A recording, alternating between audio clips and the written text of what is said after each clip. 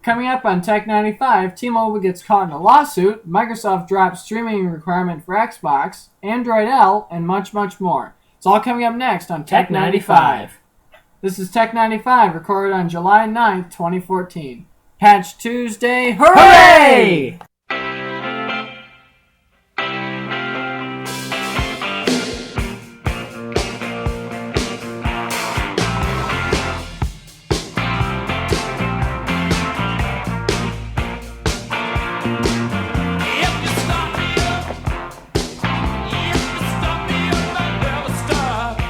Hi, this is Jonathan Hooray. I'm Travis Smith. And welcome to Tech 95. Alright. Yeah. Let's see. What is it? Episode Nope, I think. Here, let me check my notes. Episode 9. Episode 8. 8. 9's next week. No, today is July 9th. I was thinking of that. Oh. Today is episode 8. Sweet. Awesome. But anyway, I think now's a good time to say, next week, I am going to be in West Virginia. Sweet. Yeah. So we're going to be recording... We're going to be recording next week's episode along with today's, both today. Yep, except for they're just going to be two different podcasts, just like normal. Only episode 9 is going to come out the same day as episode 8. So I'm basically going to edit them the same day and why don't we just upload them the same day? Why don't we make them wait and just release it next week? Let's do that! You guys are going to have to wait until next week to hear episode 9. Mainly because we kind of want to stick to our schedule thing and all that crap and just, we like torturing you! Anyway, and plus we're just jerks, you know. Yeah, so next week when you hear the episode, when you hear it say recorded on July 9th, and don't start wondering, wait a minute, I thought 8 was on July 9th. We recorded both on the same day. We're just releasing them a week apart just to keep to our schedule. Well, we're going to release them at the same time So anyway. Just for the heck of it. Yeah, you know? so while you're listening to episode 9 next week, I'll be whitewater rafting. So, anyway. Let's get into some tech news here. Let's see. The T-Mobile made hundreds of millions from unwanted SMS features. Dirty rat turd. Yeah, well. T-Mobile USA made hundreds of millions of dollars by charging customers for purported premium SMS subscriptions that, in many cases, they never ordered. Oh. Great. That's not cool. Yeah, nothing like hidden charges. The U.S. Federal Trade Commission says...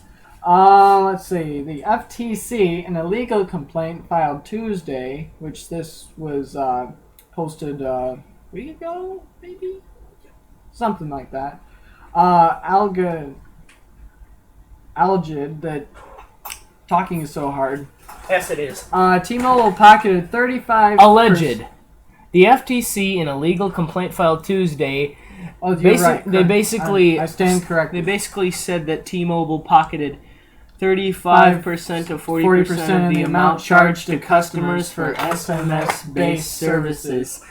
Such as, let's see, do I really want to say this? Let's just say, I'll say it. Okay. Flirting tips, horoscope information, celebrity gossip, with services costing about $9.99 per month. That's US dollar. That's retarded. In T-Mobile, in some cases, continued to bill customers for these services offered by what the agent called scammers. Dirty rats.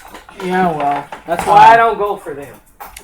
Years after the company was alerted that the charges have been fraudulent, the FTC said the charges were often added to customers' bills through a fraudulent process called cramming. The FTC said cramming involves adding charges to bills without the customer's approval. With the allegations against T-Mobile, the FTC has opened a new front in its long-standing campaign against cramming. Jessica Rich, the director of FTC's Bureau of Consumer Protection, said during a news conference, the agency doesn't yet have an estimate of the number of T-Mobile customers affected, but received oodles of complaints, she said. The FTC's goal is to ensure that T-Mobile repays affected customers, added FTC's chairman Edith Ramirez. It's wrong for a company like T-Mobile to profit from scams against its customers when they were clear warning signs that the charges it was imposing were fraudulent, she said in a statement. T-Mobile called the FTC's complaint unfounded without merit. The company stopped billing for premium SMS features last year and launched a proactive program to provide full refunds for any customer that feels they were charged for something they did not want. That's T-Mobile, a story of my life. Yeah, right.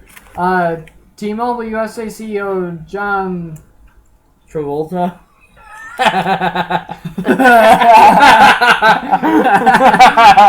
John Legray. Lemon. Beatles joke for all you Beatle fans. Yeah. And then John Travolta's that guy. Speaking of John Lennon, he didn't give a crap. Let's see. But John Travolta was that guy in the movie Grease and some other movies. Okay. Anyway. T-Mobile is disappointed the FTC has chosen to file this action against the most pro-customer company in the industry rather than the real bad guys. He added. T-Mobile CEO, his real name is John Legere. Legere. However, Legre or something. Legre. Let's say Legre. Okay. The charges were added to T-Mobile's customer bills through a third-party billing process. Oh. In which company places charges on a customer bills for services offered by another company, with the carrier sometimes receiving substantial percentage of the amount charged. In some cases, T-Mobile charged customers for services that had refund rates up to 40% in a single month. If you're wondering why I just groaned, my Jimmy John's, all the stuff just fell out of the bread, and now I'm sad. Oh, great. Yeah, and Jimmy John's is really good, though. Yeah. I just wish they'd toast it.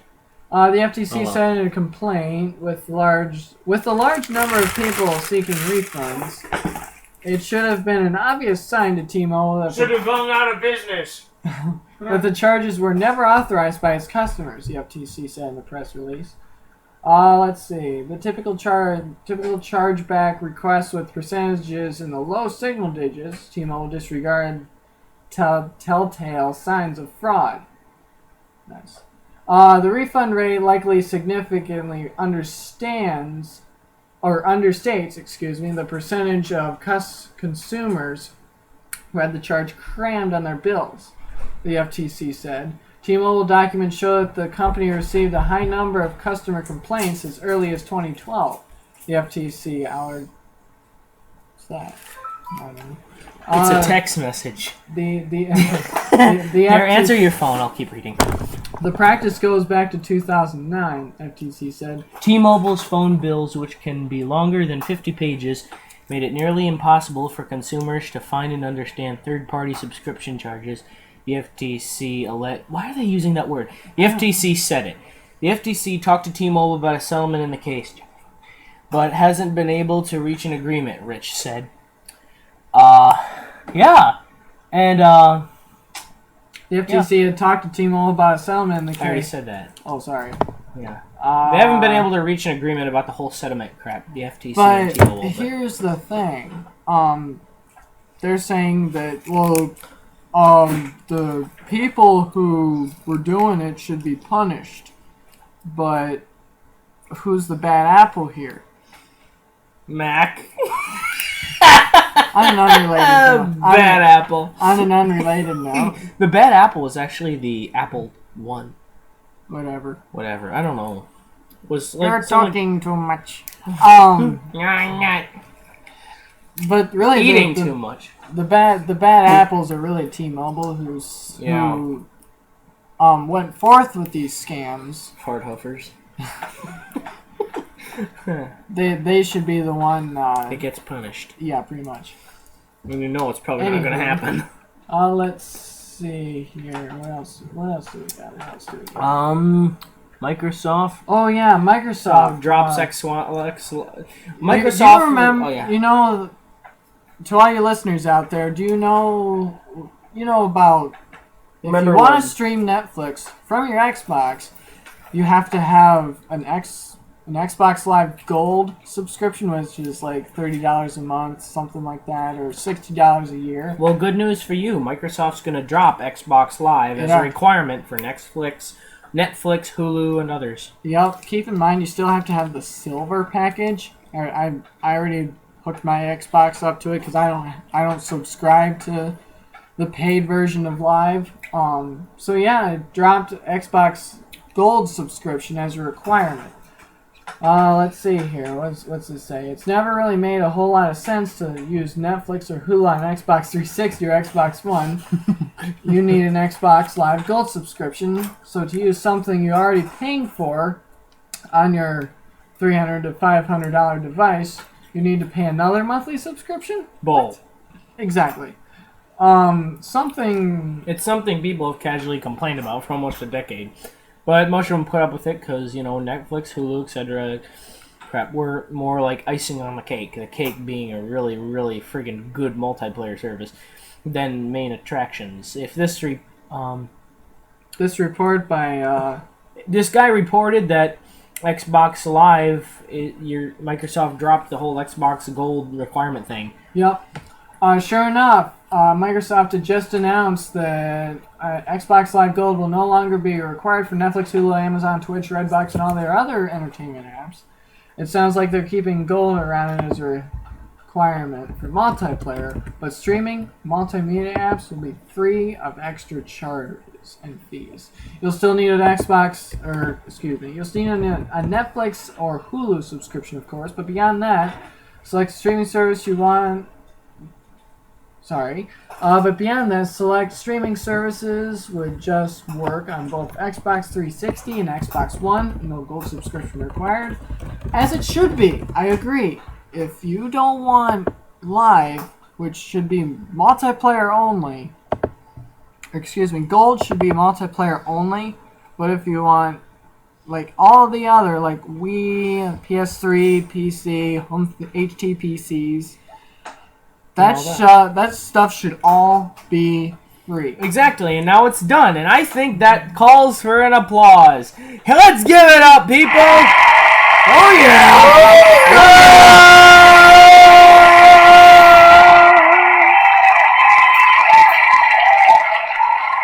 It's enough out of you!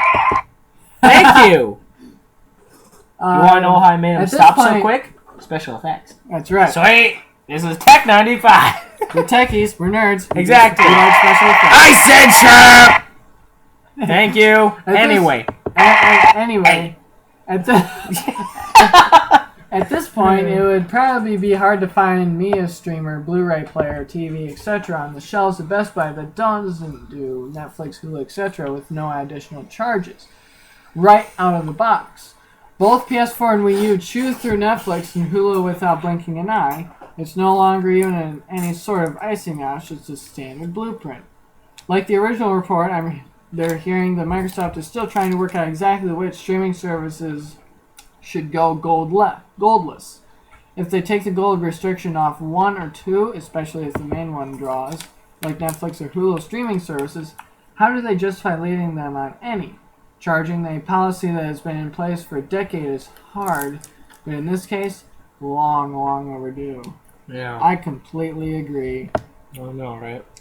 It's really nice, because I have multiple Netflix-capable streaming devices in my house, and just adding another one that I've had around for a while, more the merrier. Basically. Yep. John, do you have anything on history in the PC realm, or should we do talk about Android L first? Talk about Android L first. I gotta get some stuff ready, so go ahead. Okay.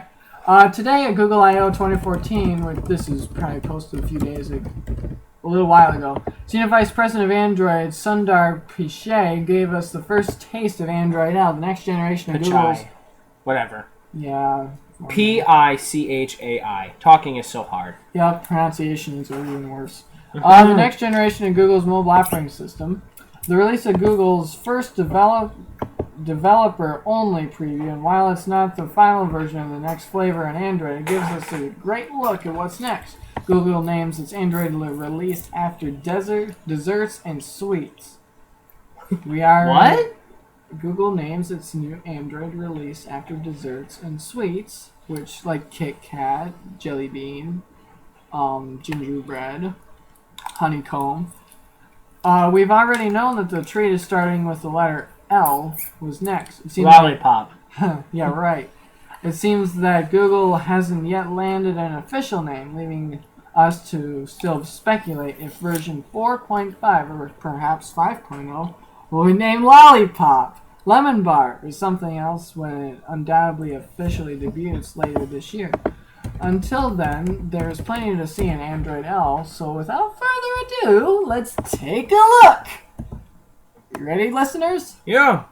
Alright, let's see here. My page would stop jumping on me, that'd be great. Wait, what did they say? What were the two choices they said they were going to name it? They weren't... What were the ideas? The ideas were Lollipop or, Lemon Bar? Yeah, Lemon Bar. But anyway, I think they should name it Lollipop.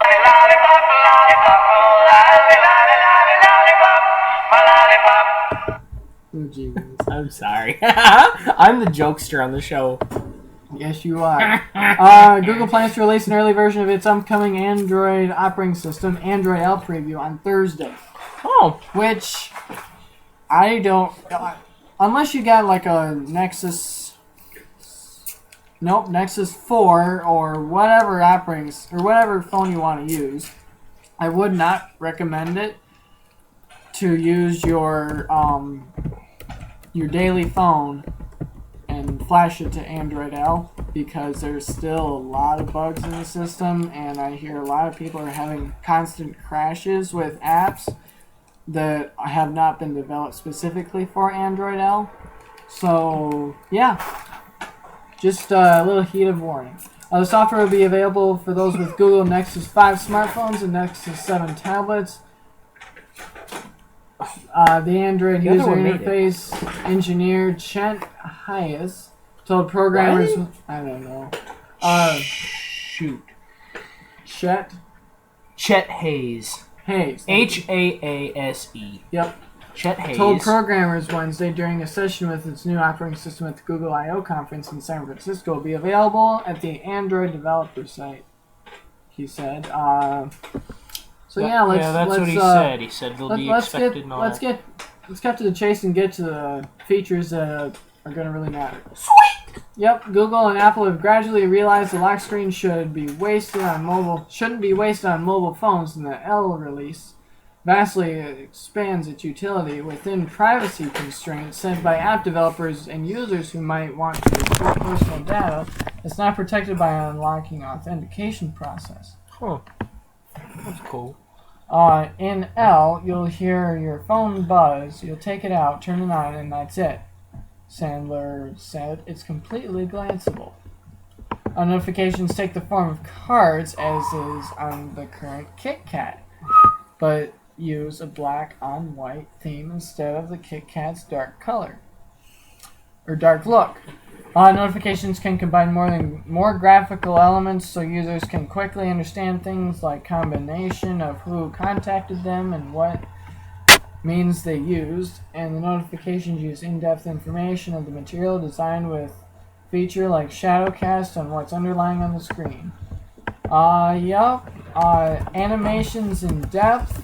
So basically it's going to be awesome. Instead of clicking on an app and it going down, the app is going to turn towards your thumb or finger. So basically it's going to go up instead of down. Better camera control, new task switching, faster apps, new look for web-based apps, better power efficiency, smart networking handling, and better Bluetooth. Cool. So yeah, cool. Excuse me. You're excused. Yeah. Go away. Yep. Cool. Anyway.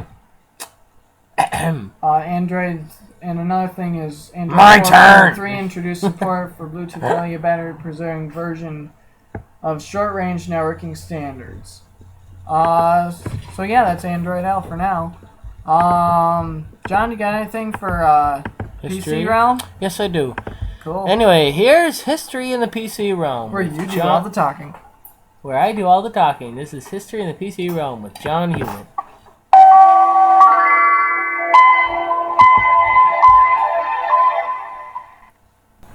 Many of you may be talking about all this cool stuff with pen computing, like the iPad and things like that. Well, believe it or not, the iPad wasn't the first pen computer. Nope. And it wasn't the Palm Pilot either. Nope. One of the very first computers for pen computing was actually a Microsoft product. Microsoft Windows for Pen Computing was a software suite for Windows 3.1 that Microsoft designed to incorporate pen computing capabilities into the Windows operating system environment. Sorry. Pardon me. Windows for Pen Computing was the second major pen computing platform for x86 tablet PCs. Go Corporation released their operating system, Pen.os, shortly before Microsoft published Windows for Pen Computing 1.0 in 1992. The software features of Windows for Pen Computing 1.0 included an on-screen keyboard, a notepad program for writing with the stylus, and a program for training the system to respond accurately to the user's handwriting. Microsoft included Windows for Pen Computing 1.0 in the Windows SDK, and the operating system environment was also bundled with compatible devices. Microsoft published Windows 95 in 1995, and later released Windows for Pen Computing 2.0 for this new operating system. Windows XP Tablet PC edition superseded Windows for Pen Computing in 2002. Subsequent Windows versions, such as Windows Vista and Windows 7, supported pen computing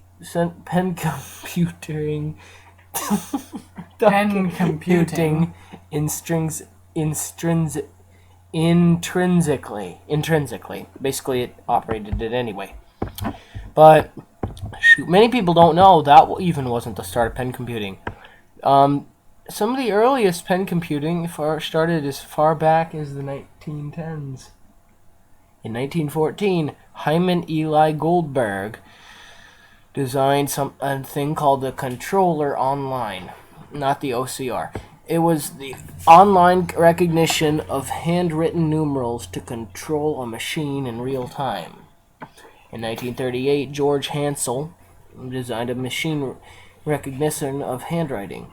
G. Neil Wright did the writing of Arabic numerals. I don't know what that is. 1956, the RAND tablet, invention of the digitizing tablet for a handwriting recognition project. Actually, the stylator came first. And on. It just kept going, So if you really want to be specific, pen computing had its origins as far back as 1917. I just thought that was kind of neat. Today, pen computing is just part of life now. Yep. And now you don't even need a pen much anymore. Just use your finger. Yep. So touch computing, that's what we call that. iPad, Android, Surface, HP Surface, or HP Microsoft Surface. Yeah. Microsoft has its own. Yep. Surface. Touchscreen monitors, the works. They've had those for a while. I mean, really, they've had touchscreen monitors for a long time. Yeah. Anyway, yeah. So that's it for History in the PC Realm. And remember, if you have an old computer and people pick on you for having an old computer, don't feel bad. Chances are your computer is better than theirs anyway. 15 years ago. Exactly. Anyway, so thank you for listening to History in the PC Realm. Now back to your regularly scheduled Tech 95 podcast.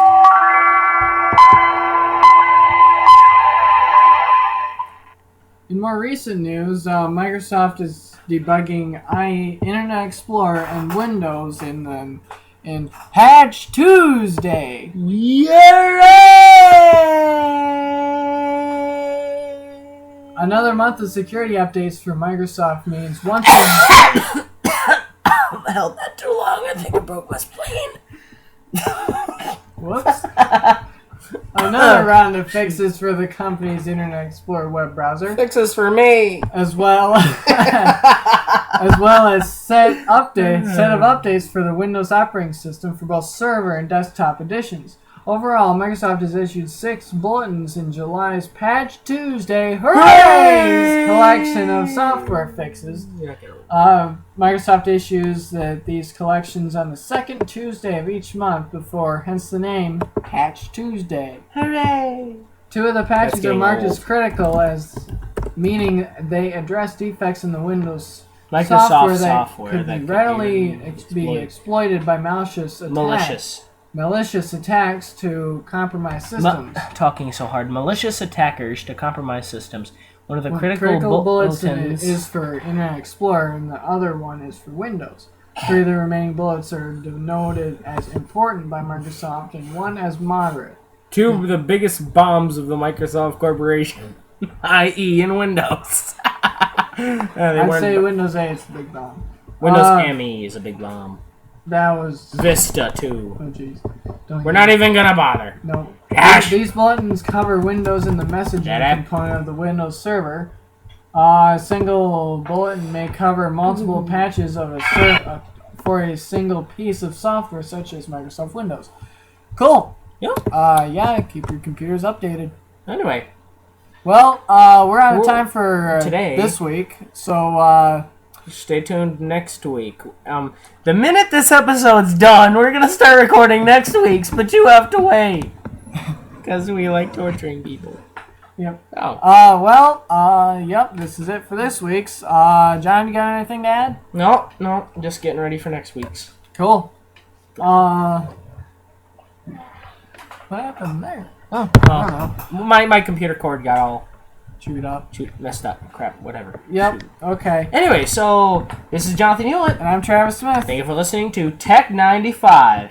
And if you have any tech questions, feel free to email us tech95qna@gmail.com or visit our website, tech95.jimdo.com. And as always, thank you so much for listening. And bye-bye. Bye.